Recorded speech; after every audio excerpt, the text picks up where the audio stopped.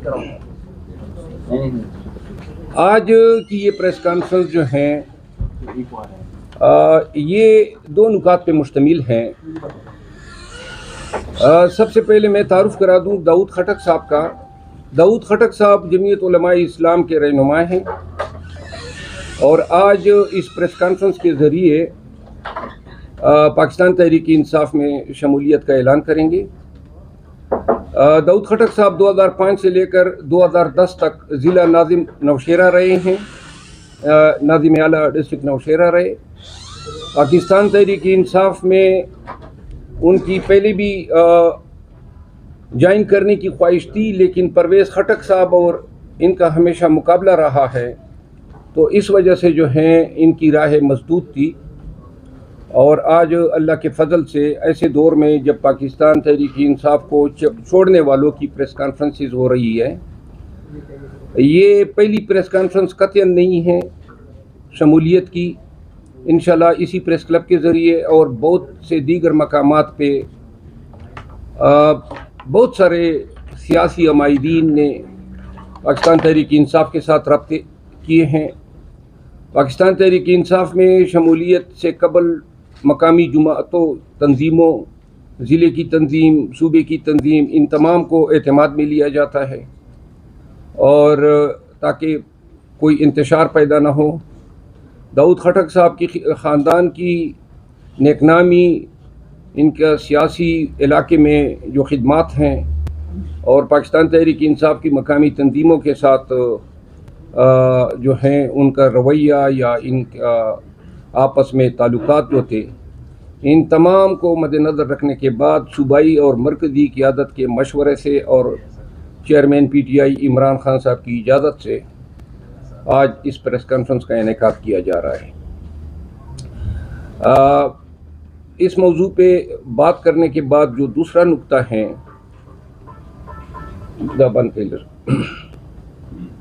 वो है electronic media में पाकिस्तान तहरीक इंसाफ और चेयरमैन PTI इमरान खान साहब और उनके रफ़ाक़ाए कार बिलखसूस उनकी अहलिया के ख़िलाफ़ जो पाकिस्तान मुस्लिम लीग नून ने नया सिलसिला जो है शुरू किया है, जिसमें आज बैक वक्त पाकिस्तान के तमाम इलेक्ट्रॉनिक चैनल पे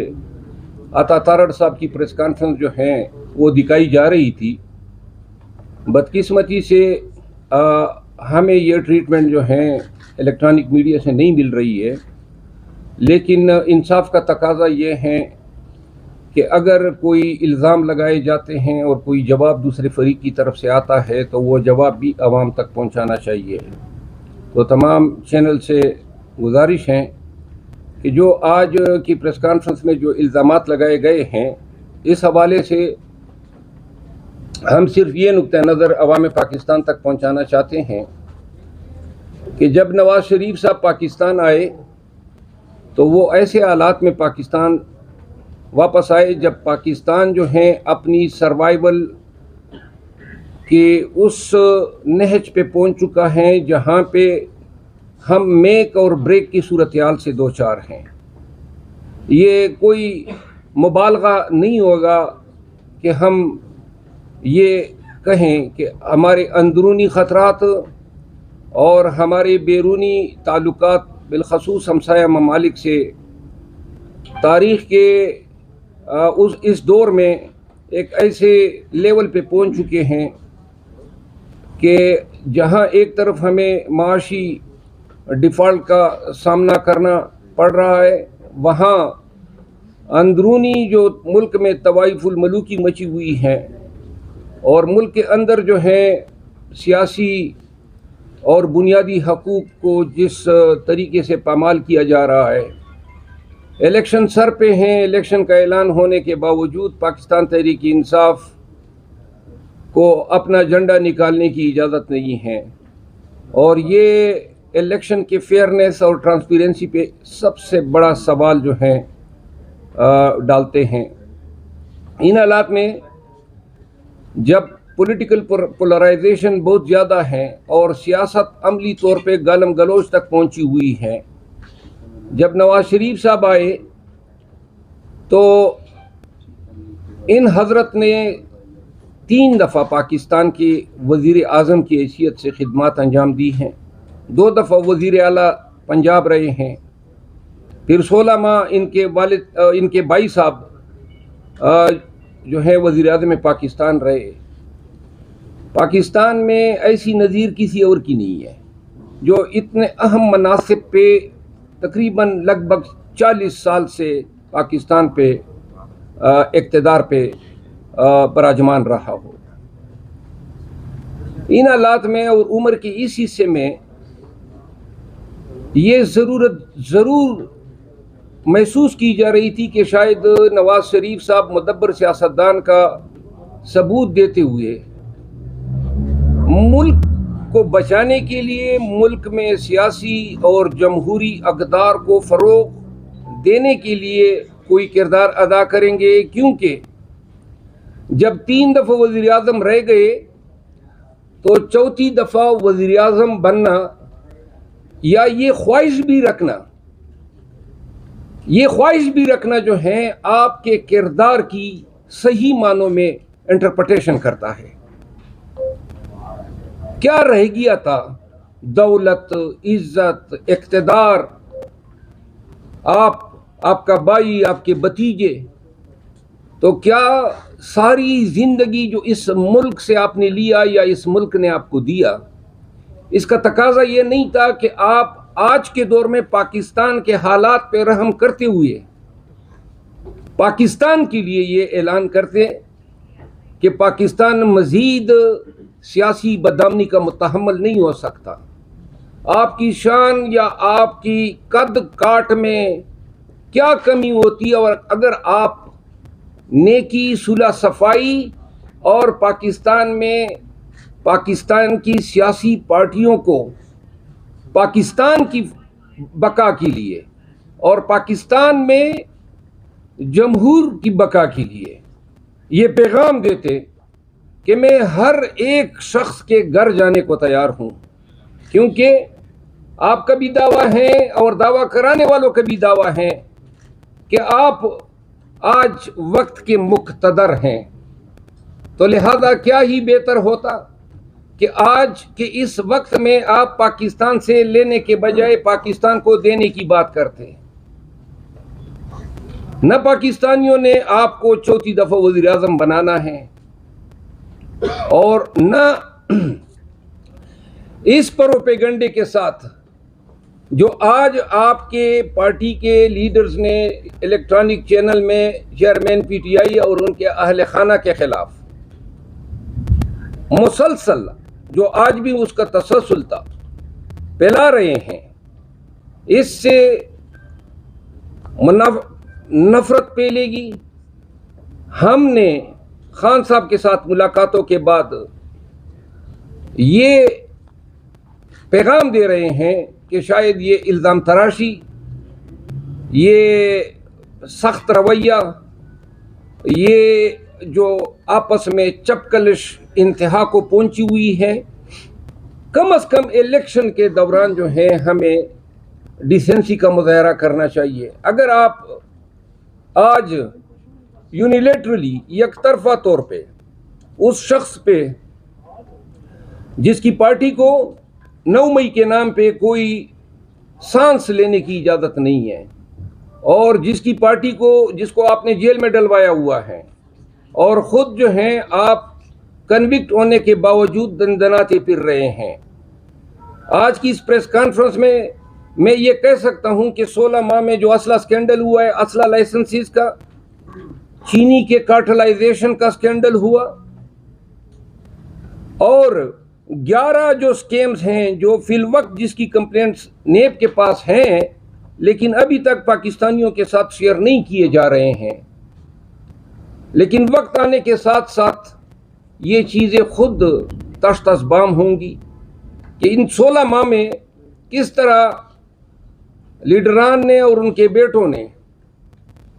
पाकिस्तानी ख़जाने और पाकिस्तानियों के वसाइल पे किस तरह लूट मार जारी रखी।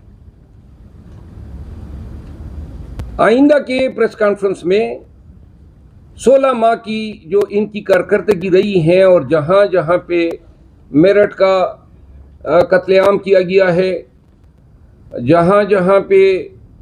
दुनियावी मकासद के लिए और एक्सटर्नल कंसिडरेशन के लिए एग्रीमेंट्स दिए गए हैं, बिलखसूस ऐसे इदारों में जिस तरह के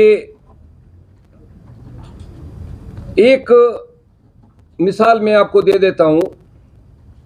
एक अंदाजे के मुताबिक 4 माह में 11,000 से ज़्यादा क्लाशनकोव के लाइसेंसेस जारी किए गए। 4 माह में 11,000 से, और फी लाइसेंस जो है मार्केट में 5 लाख रुपए जो हैं कलेक्ट किए गए। ये स्कैंडल जो हैं किन लोगों को जारी किए गए, कभी अंदेशा है कि इसमें बहुत सारे असला लाइसेंस ऐसे लोगों को भी जारी किए गए जिनकी मुजरिमाना हिस्ट्री रही है। तो अजीज़ान वतन, हम ये जो आज की प्रेस कॉन्फ्रेंस है इसका भरपूर जवाब देंगे। अगली प्रेस कॉन्फ्रेंस में कल खान साहब से मैं मुलाकात करूंगा, और इंशाल्लाह यहाँ पे मैं आपको बताना ज़रूर पसंद करूंगा कि पाकिस्तान तहरीक इंसाफ में शमूलियत के लिए चंद बड़े नाम हैं जो कि मुल्क की सियासत के हैं। मुतबके तौर पे शायद मंडे को भी हमारी इसी प्रेस क्लब में एक इंतहाई पाकिस्तान की वेल नोन सियासी शख्सियत के साथ मेरी प्रेस कॉन्फ्रेंस होगी। इसके अलावा केपी में बहुत सारे सियासी अमायदीन ने हमसे रब्ता किया है, वो भी शामिल हो रहे हैं। इंशाल्लाह लोग जोक दर जोक बलूचिस्तान, पंजाब, सिंध में पाकिस्तान तहरीक इंसाफ में शमूलियत का आगाज़ कर रहे हैं अगले हफ्ते से, और इसके बाद वाले अयाम में हम आपके साथ शेयर करते। वो दिन गए, आप एक प्रेस कॉन्फ्रेंस करवाएंगे पीटीआई से निकलवाने के लिए, इंशाल्लाह 10 प्रेस कॉन्फ्रेंस हम करवाएंगे उन लोगों की जो पीटीआई में शमूलियत इख्तियार कर रहे हैं और ऐसी पार्टियों को छोड़ रहे हैं जिस तरह नून है, JUI है या पाकिस्तान पीपल्स पार्टी है। मैं आज के इस प्रेस कॉन्फ्रेंस के जो पहला नुक्ता था, दाऊद खटक साहब को मैं पाकिस्तान तहरीक इंसाफ की तरफ से, चेयरमैन PTI इमरान खान साहब की तरफ से, सेक्रेटरी जनरल उमर अयूब खान की तरफ से और सूबाई सदर पाकिस्तान तहरीक इंसाफ अली अमीन खान गंडापुर की तरफ से पाकिस्तान तहरीक इंसाफ में आमद पे खुशामदीद कहता हूँ। दाऊद खटक साहब का ख़ानदान जो है काफ़ी अरसे से सियासत से वाबस्ता हैं। ज़िला नौशेरा में परवेज़ खटक साहब की वजह से इनको पाकिस्तान तहरीक इंसाफ में वो मकाम की तवक्को नहीं थी, क्योंकि वो हर चीज़ों पे छाया हुआ था। तो लिहाजा उनके जाने के बाद KP में और बिलखसूस पेशावर डिवीज़न में वो लोग जो परवेज़ खटक साहब की सियासत की वजह से पाकिस्तान तहरीक इंसाफ से दूर थे, वो अब पाकिस्तान तहरीक इंसाफ के करीब आए हैं। दाऊद खटक साहब जो हैं पाकिस्तान तहरीक इंसाफ में गैर मशरूत तौर पे शमूलियत का ऐलान कर रहे हैं। मैं माइक थोड़ी देर के लिए उनको दूंगा ताकि वो अपने ख्यालात का इज़हार कर सके। जनाब दाऊद खटक साहब। बस ठीक है। प्रेस के साथियों, अस्सलाम वालेकुम। बस ठीक है, ये आवाज़ ठीक है। ये वाला माइक करें तो आपके सामने। जी जी, ये वाला हाँ ये ठीक है, बस इसमें बोले सर। अच्छा, अब ठीक है आवाज़? अच्छा, मेरा तो बेसिकली ये तहरीक इंसाफ में आने का जो फैसला है वो खान साहब की जो जिद्दोजहद है उसको देखते हुए उनका साथ देने के लिए काफ़ी अरसे से था, लेकिन हमें रास्ता नहीं था मिल रहा, क्योंकि हमारे ज़िले में तहरीक इंसाफ जो है वो परवेज़ खटक साहब के कब्ज़े में थी पार्टी, और चूँकि हम एक दूसरे के ख़िलाफ़ इलेक्शन लड़ते रहे तो हमें उन्होंने कोई जगह नहीं दी। लेकिन इमरान खान साहब की जो मुकाम है वो हमारे दिल में पहले से बहुत ऊंचा मुकाम था,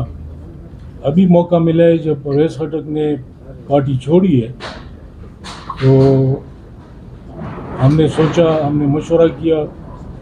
तमाम साथियों दोस्तों के साथ, और इस नतीजे पे पहुँचे कि इस जदोजहद में हम भी अपना हिस्सा डाल सकते हैं। सबसे पहले तो मुझे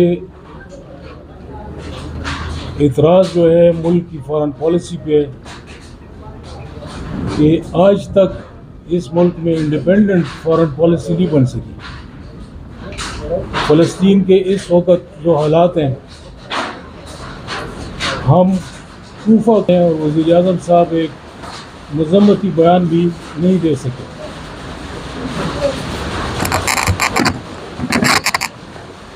दूसरी बात यह है कि PDM हुकूमत जब आई है तो हमें ये तवक्को थी कि ये इकॉनमी बेहतर होगी, हालात मुल्क के बेहतर होंगे, लेकिन इमरान खान के टाइम में जो एक्सपोर्ट्स उन पर गए थे वो एक्सपोर्ट्स भी ख़त्म हो गए।